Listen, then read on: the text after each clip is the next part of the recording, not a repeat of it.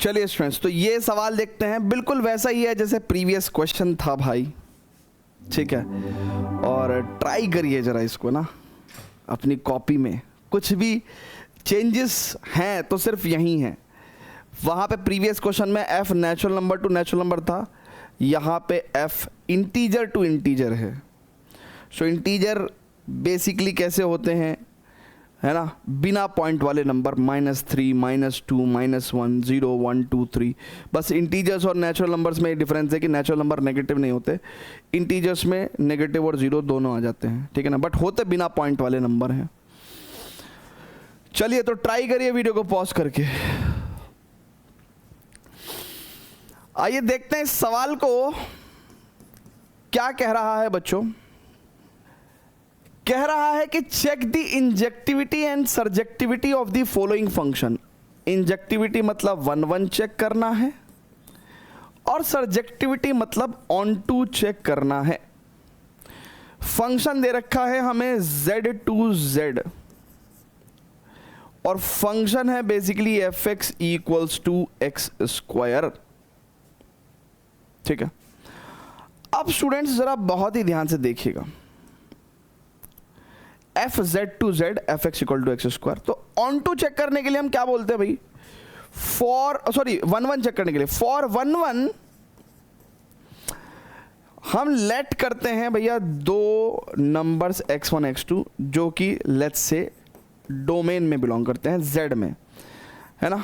अब z क्या होता है, सेट ऑफ इंटीजर्स। थोड़ा सा अगर z को देखेंगे तो z में बेसिकली नेगेटिव नंबर्स भी होते हैं, पॉजिटिव नंबर्स भी होते हैं, है ना, ठीक है, बिना पॉइंट वाले। तो x1 और x2 बेसिकली इस सेट से बिलोंग करते हुए नंबर्स हैं, सच दैट फंक्शन की वैल्यू 2 पॉइंट पे इक्वल है। तो अब क्या होगा, इट इंप्लाइज अगर fx1 बराबर fx2 है तो fx1 कितना होगा, x1 स्क्वायर, और fx2 कितना होगा, इट इज x2 स्क्वायर, ठीक है।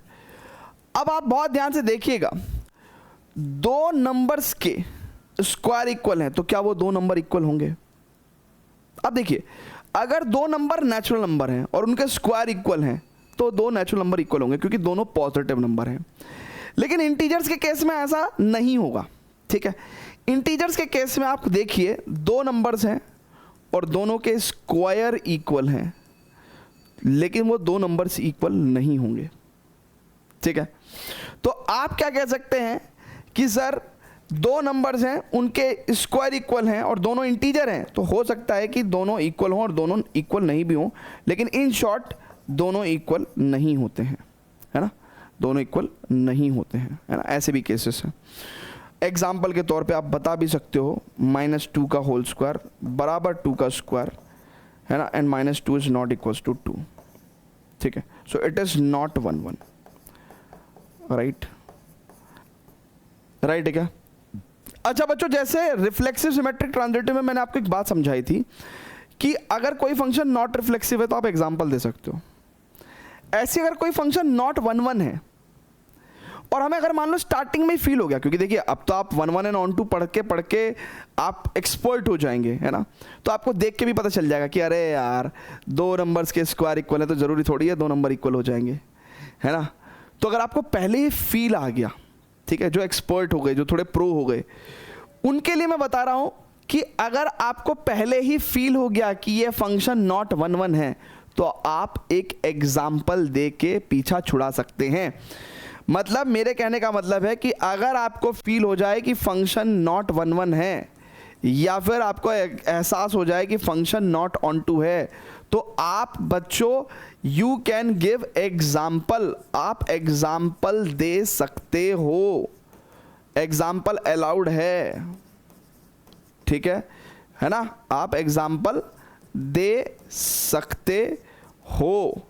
तो अगर किसी बच्चे ने इसको ऐसे ना करके, राइट, सीधा क्या बोला होता, है ना, लेट्स से ये मेथड 1 हो गया, अब एक बच्चा मेथड 2 के तौर पे क्या बोलता, वो सीधा बोलता कि क्लियरली, है ना, -2 का होल स्क्वायर इक्वल्स टू 2 का square, but -2 is not equals to 2 and hence not 1 1।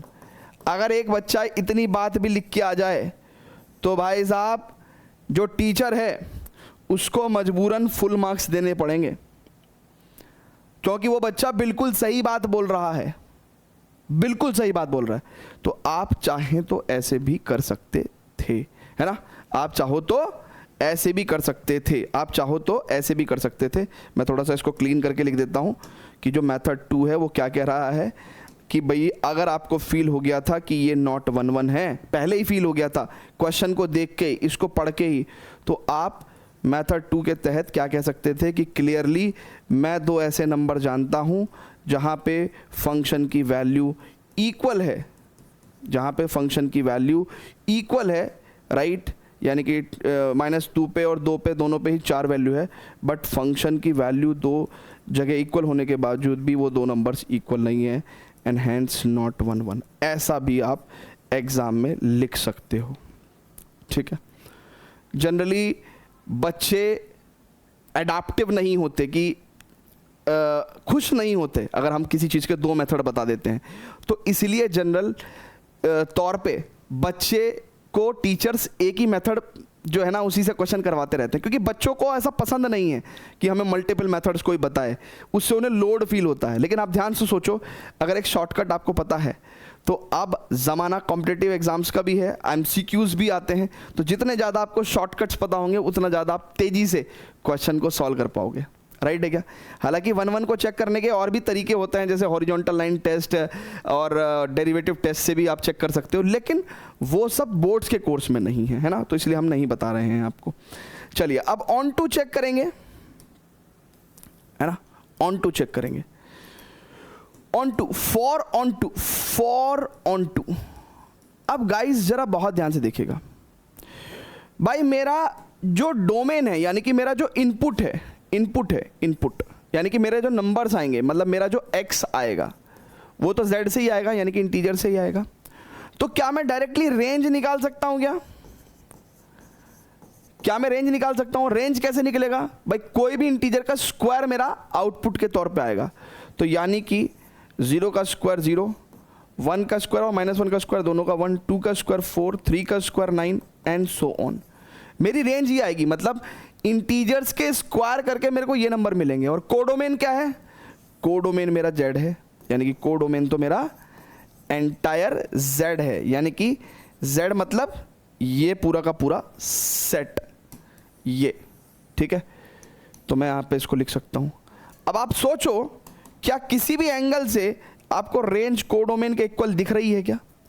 Range codomain के इक्वल दिख रही है क्या? नहीं दिख रही है, ठीक है। इसका मतलब कि क्लियरली हम क्या बोल सकते हैं, range is not equals to codomain and hence not onto, hence not onto, ठीक है। रेंज कैसे भैया निकाली हमने? रेंज कैसे निकलती है? रेंज होती है आउटपुट, ठीक है ना। तो अगर आप x की जगह 0 रखोगे तो 0 का स्क्वायर ये 0 आएगा, ठीक है ना। -1 और 1 रखोगे तो 1 का स्क्वायर ये 1 आएगा, 2 का स्क्वायर 4 आएगा, -2 का स्क्वायर भी 4 आएगा, ठीक है। तो ऐसे करके आप इसको कर सकते हो, ठीक है भैया। ये ऑन टू को चेक करने का तरीका है ना। इसमें भी 2 मेथड्स आपके काम कर जाएंगे। मान लो ये मेथड 1 है, तो मेथड 2 है ना, इसको हटा दो क्या भाई? इसको हटा देता हूँ। अब मेथड 2 में क्या होगा? मेथड 2 में आप इंटीजर्स का सेट बनाओगे, -3, -2, -1, 0, 1, 2, 3, ठीक है। और आप क्या कहोगे कि भाई फंक्शन है हमारे पास f(x) = x², तो 0 का स्क्वायर 0, 1 का स्क्वायर 1, -1 का स्क्वायर भी 1, 2 का स्क्वायर 4 और -2 का स्क्वायर भी 4, ठीक है। तो क्लियरली एक चीज दिख रही है कि एक तो स्क्वायर कभी भी नेगेटिव नहीं हो सकता, तो ये सारे नंबर तो खाली रह जाएंगे, ये सारे नंबर तो खाली रह जाएंगे, ठीक है ना, क्योंकि स्क्वायर कभी भी नेगेटिव नहीं हो सकता। तो इन सभी के, है ना, लिए कोई भी x एग्जिस्ट नहीं करेगा। तो हम क्या बोल सकते हैं गाइस? हम ये भी बोल सकते हैं कि clearly for y is equals to -2 there is no x, है ना, for y equal to -2 belongs to z, यानी कि codomain there is no X under, there is no X belongs to natural number यानी कि domain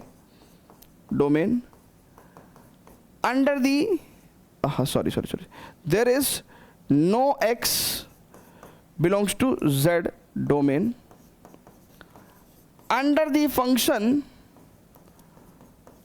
function y equals to x square and hence not on 2, right? Clear है क्या?